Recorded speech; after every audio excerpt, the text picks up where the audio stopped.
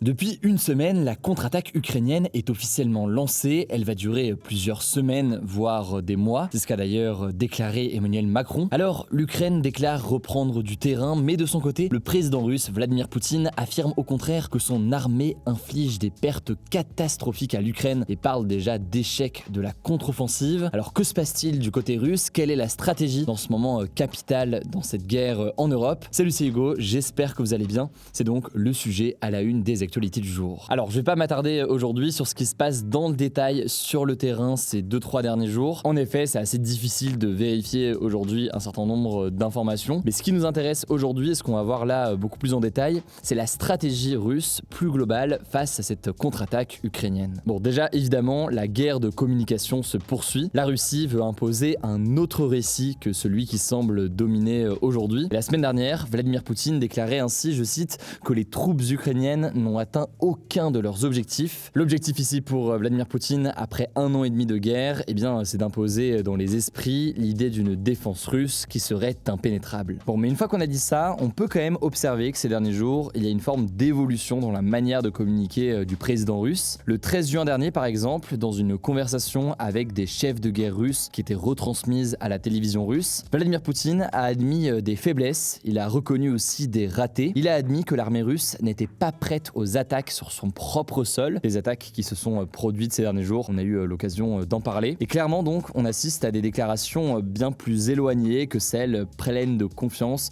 qu'on avait l'habitude d'entendre. Alors pour la spécialiste défense de l'AFP Daphné Benoît, qui était interrogée dans l'émission C'est dans l'air, la posture de Vladimir Poutine a quand même pas mal évolué et cette sorte de mea culpa, d'aveu de faiblesse, eh bien c'est sans doute une manière de montrer une forme d'honnêteté du côté du président russe et ainsi eh bien recréer un lien de confiance avec son armée, alors que certains membres de l'armée avaient pu commencer à douter de sa sincérité et sentaient en fait un décalage entre son discours et la réalité et les difficultés sur le terrain. Bon, ça c'est sur la communication. Ensuite, si on parle justement de la situation sur le terrain, faut dire que cette contre-offensive ukrainienne, elle était quand même attendue et donc préparée du côté russe. Ils savaient que bien l'Ukraine préparait une contre-attaque pour tenter de repousser à nouveau les Russes. Les Russes ont eu du coup des mois pour se préparer, ils ont pris le temps de creuser des tranchées et d'installer des dispositifs de défense comme des mines ou encore des dents de dragon destinés à entraver le passage des chars et d'autres véhicules motorisés. Dans la zone de Zaporizhzhia par exemple, dans l'est de l'Ukraine, on constate aujourd'hui qu'il y a 6 couches de défense différentes. Il y a d'abord une couche de mines, puis des dents de dragon, puis des tranchées, puis des premières armes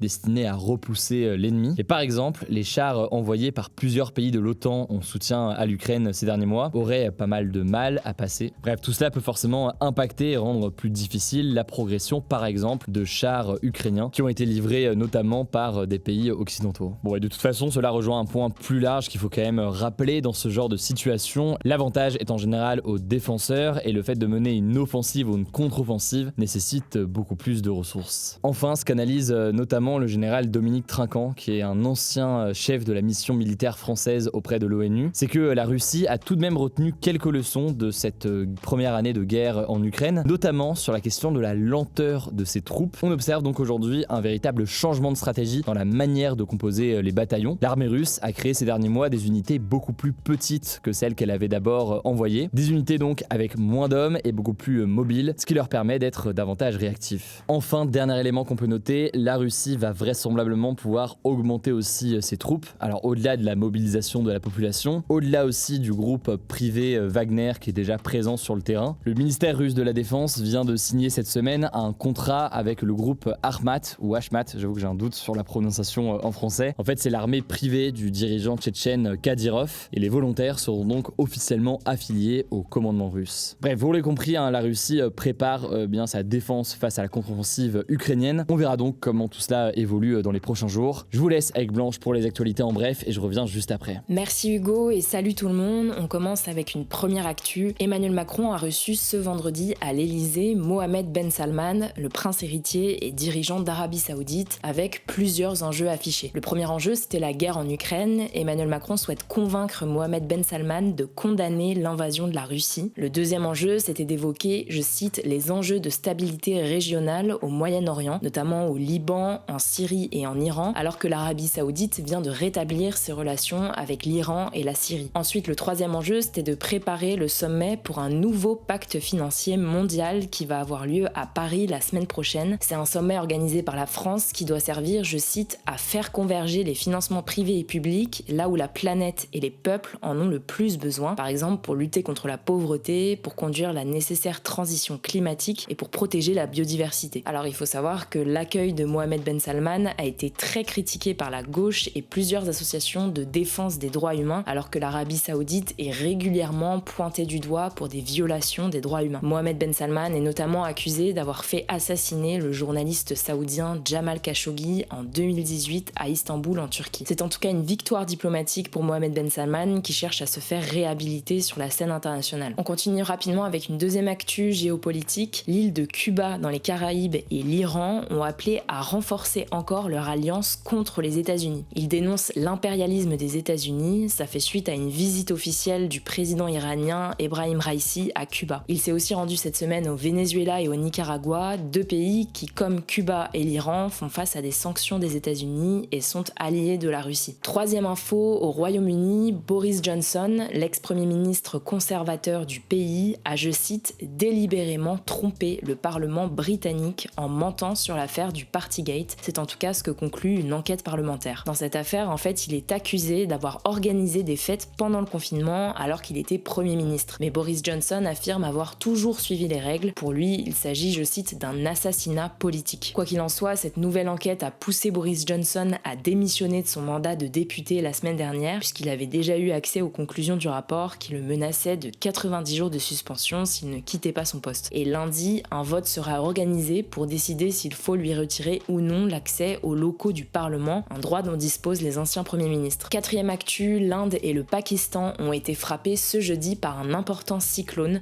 le cyclone Biparjoy. Dans le nord-ouest de l'Inde, les vents ont même pu atteindre les 125 km/h. Alors les deux pays ont subi d'importantes rafales qui ont déraciné des centaines de poteaux électriques et d'arbres, mais aucune victime n'a pour le moment été signalée. En fait, pour éviter tout risque, les autorités avaient fait évacuer plus de 175 000 personnes qui vivaient dans la zone susceptible d'être traversée par le cyclone. Il faut savoir que les cyclones sont assez fréquents dans ces régions, mais selon les scientifiques, ces cyclones gagnent en puissance à cause du changement climatique. Cinquième info, l'âge de départ à la retraite a augmenté de plus de 2 ans entre 2010 et 2021 selon une nouvelle étude de la Direction de recherche des études de l'évaluation et des statistiques. Concrètement, en moyenne, en 2021, les Français sont partis à la retraite à 62 ans et 7 mois, alors que l'âge légal était fixé à 62 ans. Autre enseignement de ce rapport, les retraités touchent en moyenne 1 366 € par mois et leur pouvoir d'achat a reculé ces 10 dernières années. Le rapport souligne aussi les inégalités entre les hommes et les femmes. Déjà, les femmes partent en moyenne plus tard à la retraite, 63 ans contre 62 ans et 2 mois pour les hommes, et surtout, elles touchent une pension inférieure d'environ 40% par rapport à celle des hommes. Bref, les Français avaient donc déjà dépassé le seuil légal des 62 ans pour partir à la retraite, mais en 2030, celui-ci sera donc fixé à 64 ans. Dernière actu, on finit avec une note positive.